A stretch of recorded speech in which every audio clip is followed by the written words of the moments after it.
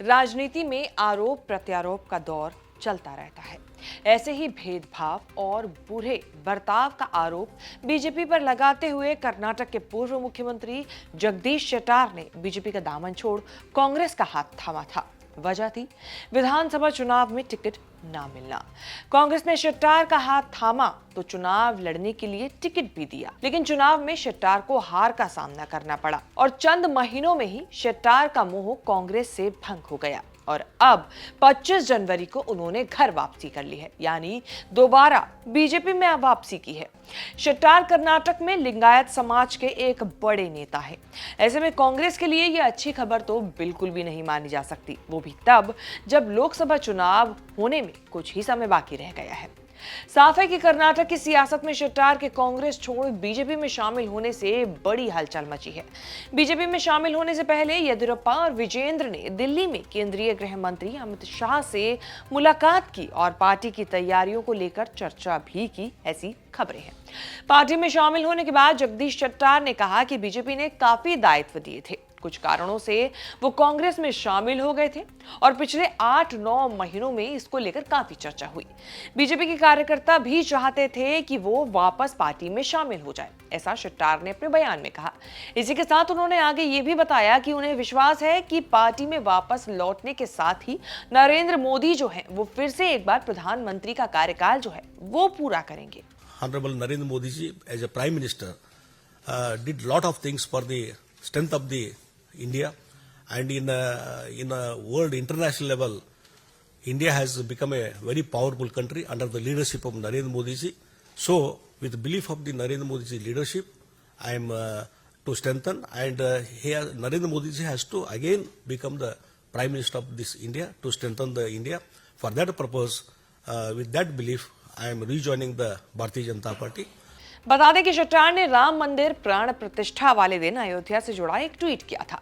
तब से ही उनकी घर वापसी यानी बीजेपी में शामिल होने के कयास लगाए जा रहे थे। ये चीज सामने आ रही थी। हालांकि अब जब इस बारे में कर्नाटक के डिप्टी सीएम से सवाल किया गया तो डीके शिव कुमार ने कहा कि बीजेपी जगदीश शेट्टार को इसीलिए अप्रोच कर रही है क्योंकि बीजेपी जेडीएस गठबंधन नेतृत्व और आम विश्वास की कमी से जूझ रही है। तो वहीं बीजेपी में शामिल होने के लिए शेट्टार बीजेपी मुख्यालय पहुंचे थे, जहां कर्नाटक के पूर्व सीएम येदियुरप्पा और भूपेंद्र यादव ने एक प्रेस कॉन्फ्रेंस कर उन्हें पार्टी में शामिल कराया। इस दौरान केंद्रीय मंत्री राजीव चंद्रशेखर भी मौजूद रहे। लेकिन वहीं बात करें पिछले साल कांग्रेस में शामिल होने वाले बयान की, तो उस वक्त शेट्टार ने कहा था कि उन्हें सत्ता की भूख नहीं है, वो सिर्फ सम्मान चाहते हैं। उन्होंने ये भी कहा कि बीजेपी ने आगामी विधानसभा चुनाव में टिकट ना देकर उनका अपमान किया है और वो महत्वाकांक्षी व्यक्ति नहीं है और ना ही सत्ता के भूखे हैं, वो सिर्फ सम्मान चाहते हैं। ये बयान देकर जगदीश शेट्टार बीजेपी छोड़ कांग्रेस में शामिल हुए थे और अब वापसी उन्होंने बीजेपी में करी है। This time highest support, youngsters are coming, elderly persons are coming. So everybody started feeling that it is hurt, whatever the treatment given by the BJP to the Jagdish Shettar, it is not only hurt to the Jagdish Shettar, it is hurted to the every people of this area. So because of that insult, because of this ill treatment, that every people voluntarily they started coming here and wishing me and declaring support. BJP में सम्मान न मिलने की बात कहकर शेट्टार कांग्रेस में शामिल हुए थे और अब उस बात को नजरअंदाज कर उन्होंने वापस बीजेपी का हाथ थामा है।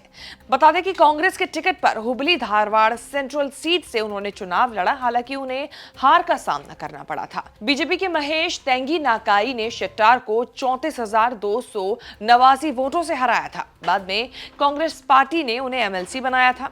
इस पर कर्नाटक के मुख्यमंत्री सिद्धरामैया का भी बयान आया है। जब उनसे पूछा गया तो उन्होंने इस पर नाराजगी जताई कि कैसे कांग्रेस का दामन थामकर वो बीजेपी में दोबारा शामिल हो सकते हैं। ये चीज बिल्कुल गलत है।